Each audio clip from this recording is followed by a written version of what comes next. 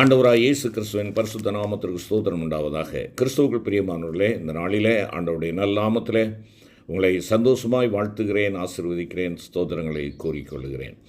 இந்த நாட்களிலே நாம் மகிழ்ச்சியின் கடிதத்தை தியானித்து வருகிறோம். ஒருவேளை எல்லாவற்றையும் தியானிப்பதற்கு நமக்கு சமயம் போதாது, ஆண்டுகள் போதாது. அத்தனையான ஆழமான சத்தியங்களை ஆண்டவர் தம்முடைய வார்த்தையிலே வைத்திருக்கிறார். இருந்தாலும் மேலோட்டமாக நாம் ஒரு சில காரியங்களை கற்று வருகிறோம். இன்றைய தியானத்திற்கு நாம் ஆதாரமாக எடுத்துக்கொண்ட வேத பகுதி பிலிப்பியர் 3ஆம் அதிகாரம் 1 முதல் 11 வசனங்கள். பிலிப்பியர் 3 1 முதல் 11 வசனங்கள். தியான வசனம் பிலிப்பியர் 3ஆம் அதிகாரம் 7 மற்றும் 11 வசனங்கள். ஆகிலும் எனக்கு லாபமாயிருந்தவைகள் அவைகளோ அவைகளை கிறிஸ்துவுக்காக நஷ்டமென்று எண்ணினேன். அது மாத்திரமல்ல, என் கர்த்தராகிய கிறிஸ்து இயேசுவை அறிகிற அறிவின் மேன்மைக்காக எல்லாவற்றையும் நஷ்டமென்று எண்ணிக்கொண்டிருக்கிறேன். அவருக்காக எல்லாவற்றையும் நஷ்டமென்று விட்டேன், குப்பையுமாக எண்ணுகிறேன். இந்த 7 மற்றும் 8ஆம் வசனம் 11ஆம் வசனத்தை பார்க்கின்ற பொழுது எல்லாவற்றையும் நஷ்டம் நஷ்டம் என்று சொல்லி நான் விட்டுவிட்டேன் என்பதாக குறிப்பிடுகிறார். அப்படி என்றால் இங்கே அவர் நமக்கு கற்றுக் கொடுக்கிற சத்தியம் என்ன? எவைகளெல்லாம் எனக்கு மகிழ்ச்சி என்று நான் எண்ணிக்கொண்டிருக்கிறேனோ அவைகள் என்னுடைய உள்ளான மெய்யான அந்த மகிழ்ச்சியை சீரழித்து விடுகிறது. ஆகையினாலே எனக்கு மகிழ்ச்சி என்று இந்த உலக பிரகாரமாக எதை சொல்லுகிறார்களோ அவைகள் எல்லாவற்றையும் நான் என்ன செய்து விட்டேன்? விட்டுவிட்டேன், நஷ்டமென்று விட்டேன் என்பதாக சொல்லுகிறார். நஷ்டமென்று விட்டுவிட்டேன், குப்பையுமாக அவைகளை நான் எண்ணுகிறேன் என்பதாக சொல்லுகிறார். என்னை கேட்டுக்கொண்டிருக்கிற அருமையான கர்த்தருடைய பிள்ளைகளே, ஆண்டவருக்குள்ளாக நிலைத்திருப்பதிலே, ஆண்டவரிலே சந்தோஷமாக இருப்பதிலே, கிறிஸ்துவின் ஐக்கியத்திலே சந்தோஷமாக இருப்பதிலே என்னென்ன காரியங்கள் எனக்கு இடையூறாக இருக்கிறதோ, பெருமையாக இருக்கலாம், ஒருவேளை பொறாமையாக இருக்கலாம், எரிச்சலாக இருக்கலாம், ஒருவேளை மனிதர்களை துதிபாடக்கூடிய அப்படிப்பட்ட ஒரு சிந்தையாக இருக்கலாம். இவையெல்லாம் என் தேவனுக்குரிய இடத்தை எடுத்துக்கொள்ளுகின்ற பொழுது இவைகள் எனக்கு அநித்தியமானவைகள், நஷ்டமானவைகள், குப்பையானவைகள், அவைகளையே நான் தூக்கி சுமக்க வேண்டும் என்று சொல்லி பவுலடிகளார் தூக்கி வீசி எறிந்ததைப் போல நீங்களும் நானும் அந்த வழியிலே நடக்க ஆண்டவர் உன்னிலே என்னிலே எதிர்பார்க்கிறார். இங்கே கிறிஸ்துவின் ஐக்கியத்தில் சந்தோஷமாக இருங்கள் என்பதுதான் அவர் சொல்ல வருகின்ற சத்தியம். பவுல் திரும்ப திரும்ப சந்தோஷமாக இருங்கள் என்கிறார். கிறிஸ்தவனுடைய கடமை சந்தோஷமாக இருக்கிறது என்கிறார். ஆம், கிறிஸ்தவன் என்றால் கிறிஸ்து அவனிலே இருக்கிறார். ஆகையினாலே அவன் எப்பொழுதும் துக்கமுகமாய் அல்ல, தொங்கிய முகத்தோடு அல்ல, தூங்கி வழிகிற முகத்தோடு அல்ல, அவன் எப்பொழுதும் பிரகாசமாய் தேவனுக்குள்ளாக அவன் சந்தோஷமாய் இருக்கிறதை வெளிப்படுத்த வேண்டும். அவனுடைய முகத்தை பார்க்கின்ற பொழுது இவன் கர்த்தருடைய பிள்ளை, இவன் தேவனுடைய தாசன், இவன் தேவனுடைய ஊழியக்காரன் என்று சொல்லப்பட வேண்டும். ஆம் பிரியமானவர்களே, கூலியாட்களாக அல்ல, வேலையாட்களாக அல்ல, தேவ ஊழியர்களாக நீங்களும் நானும் காணப்பட வேண்டும். நம்முடைய முகத்தை பார்க்கிறவர்கள் இவன் தேவனுடைய குமாரன் அல்லவா, தேவனுடைய பிள்ளை அல்லவா, தேவனுடைய மகன் அல்லவா, இவனுக்குள்ளாக தேவனுடைய ஆவி இருக்கிறதே. அருமையான கர்த்தருடைய பிள்ளைகளை, இதைத்தான் பவுல் இங்கு சுட்டிக்காட்ட விரும்புகிறார். அது நம்முடைய கடமை. கிறிஸ்தவன் ஒவ்வொருவனுடைய கடமையும் அவன் சந்தோஷமாக இருக்க வேண்டும். எனவே தான் கர்த்தருக்குள் எப்பொழுதும் சந்தோஷமாக இருங்கள் என்று சொல்லுகிறார். சந்தோஷமாக இருங்கள், நீங்கள் சந்தோஷமாக இருந்து என் சந்தோஷத்தை நிறைவாக்குங்கள் என்பதாக குறிப்பிடுகிறார்.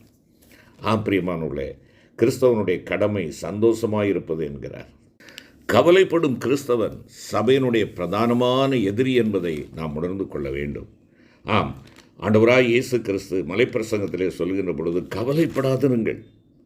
உங்களுடைய உலக பிரகாரமான தேவைகளுக்காக நீங்கள் கவலைப்படாதிருங்கள். சாப்பாட்டிற்காக, உடுத்துவதற்காக, இல்லையென்றால் உறங்குவதற்காக நீங்கள் கவலைப்படாதிருங்கள் என்பதாக சொல்லுகிறார். ஏன் கவலைப்படக்கூடாது? கவலைப்படுவது அது ஞானமற்றது, இல்லையென்றால் அறிவற்ற ஒரு காரியம் என்பதாக பரிசுத்த மத்தேயு 6ஆம் அதிகாரம் 25 முதல் 27 வசனங்களிலே அவர் குறிப்பிடுகிறார். அது மாத்திரமல்ல, 28 முதல் 30 வசனங்களிலே அங்கே சொல்லுகிற பொழுது அது தேவையற்றது, இட்ஸ் நீட்லெஸ் என்பதாக சொல்லுகிறார். பிரியமான கர்த்தருடைய பிள்ளைகளே, அது மாத்திரமல்ல, அங்கே 31 32ஆம் வசனத்தை நாம் பார்க்கின்ற பொழுது அது விசுவாச குறைச்சலானது என்பதாக அங்கே நாம் பார்க்கிறோம். என் ஆண்டவர் ஒருவர் இருக்கிறார் என்பதையே என்னை மறக்கச் செய்கிறது. என் ஆண்டவருடைய வல்லமையை, என் ஆண்டவருடைய போஷிப்பை, என் ஆண்டவருடைய அற்புதமான வழிநடத்துதலை, அவருடைய அற்புதமான பாதுகாவலை என்ன செய்கிறது? விசுவாசிக்க மறுக்க செய்கிறது கவலை.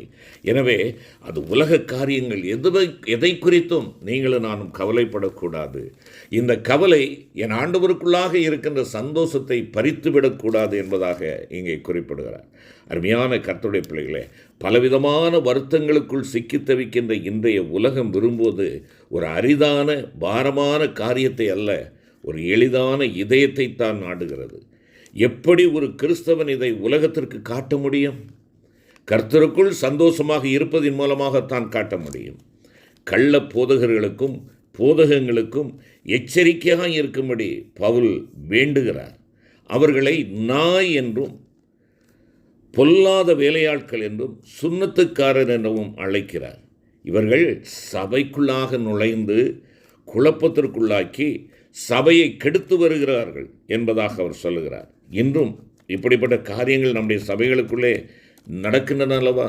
நம்முடைய விசுவாசத்தை ஆண்டவரின் பேரிலே வைப்பதை விட்டு ஊழியரின் பேரிலே வைப்பதும், ஊழியனுடைய நவீனமான புதுமையான வழிமுறைகளை பின்பற்றுவதும், ஆட்டத்தையும் பாட்டத்தையும் சினிமா பாடல்களையும் ஒருவேளை அறிவில்லாமல் ஆடுகின்ற ஆட்டங்களிலும் நாம் நாட்டம் ஓடிக்கொண்டிருக்கிறது அல்லவா? கள்ள உபதேசிகள் விதமாகத்தான் உள்ளே பிரவேசிப்பார்கள். கவனமாக இருக்க வேண்டும். இன்று இப்படிப்பட்ட விசுவாசத்தை குலைக்கும்படியான போதகங்கள், உபதேசங்களை விதைக்கிறவர்கள் இருக்கிறார்களே, நாம் எச்சரிக்கையாக இருப்போம். தொடர்ந்து பவுல் அங்கே குறிப்பிடுகின்ற பொழுது உண்மையான ஆராதனை எது என்பதை அங்கே குறிப்பிடுகிறார். பவுல் தன் சபையாரை எச்சரிப்பதோடு இல்லாமல் 4 முக்கியமான காரியங்களை உண்மையான கிறிஸ்தவ வாழ்க்கையின் செயலாக கூறுகிறார். 1, ஆவியினாலே தேவனை ஆராதிப்பது. 2, கர்த்தருக்குள் சந்தோஷமாக இருப்பது. 3, மாம்சத்தின் மேல் நம்பிக்கை கொள்ளாமல் இருப்பது. 4, தேவகுமாரனாகிய இயேசுவையும் அவருடைய ரட்சிப்பையும் குறித்து மேன்மை பாராட்டுவது. இந்த 4 காரியங்களும் தன்னுடைய சபை மக்கள் கை கொள்ள வேண்டிய ஒரு காரியம் என்பதை அவர் கோடிட்டு காட்டுகிறார். என்னை கேட்டுக்கொண்டிருக்கிற அருமையான கர்த்தருடைய பிள்ளைகளே, இந்த காரியங்கள் என்னிடத்திலே உண்டா? நான் தேவகுமாரனையும் அவருடைய சிலுவை பாடுகளின் பலனாகிய ரட்சிப்பையும் குறித்து நான் மேன்மை பாராட்டுகிறேனா? அல்லது என்னுடைய சபை, என்னுடைய போதகர், எங்கள் சபையின் போதனைகள், எங்கள் சபையின் பாரம்பரியங்கள், சபை விழாக்கள், கொண்டாட்டங்கள், இவைகளை நான் மேன்மை பாராட்டுகிறேனா? அருமையான கர்த்தருடைய பிள்ளைகளே, இன்று அநேகர் தேவ ஊழியர்களை மேன்மை பாராட்டி விழுந்து போனவர்களாய் காணப்படுகிறார்கள். தவறான உபதேசத்திற்கு தங்களை ஒப்புக் கொடுத்து விடுகிறார்கள். தவறான வாழ்க்கைக்கு அர்ப்பணித்து விடுகிறார்கள். பரிசுத்தம் குலைக்கப்படுகிறது, அசுத்தம் மேலோங்கி நிற்கிறது.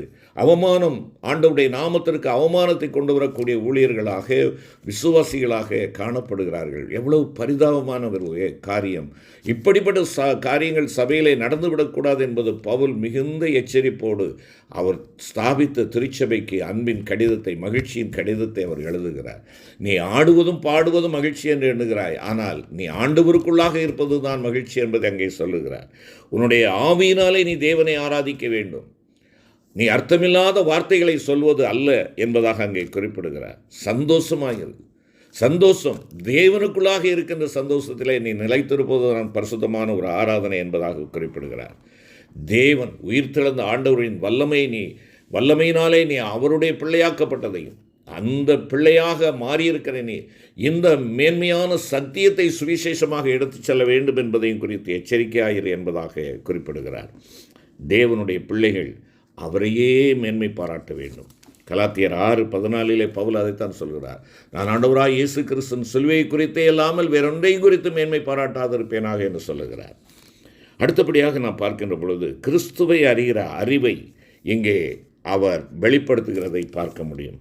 தன்னுடைய எல்லா பெருமைகளையும் 5 முதல் 7 வசனங்களிலே பவுல் விவரிக்கிறார். அனைத்து பெருமைக்குரியவைகளையும் கிறிஸ்துவை அறிகிற அறிவிற்காக, அதாவது கிறிஸ்துவை தன்னுடைய தனிப்பட்ட முறையில் ஐக்கியம் கொள்வதற்காக அறியும் அறிவிற்காக குப்பையாகவும் நஷ்டமாகவும் கருதினேன் என்பதாக குறிப்பிடுகிறார். அவருடைய பக்தி வைராக்கியம் தேவனை அறிந்து கொள்வதற்காக இடையூறாக இருந்தது. இது தனித்து தேவகுமாரனோடு கொண்டிருக்கும் ஒரு உயிருள்ள வளர்ந்து கொண்டே இருக்கிற ஐக்கியமாகும்.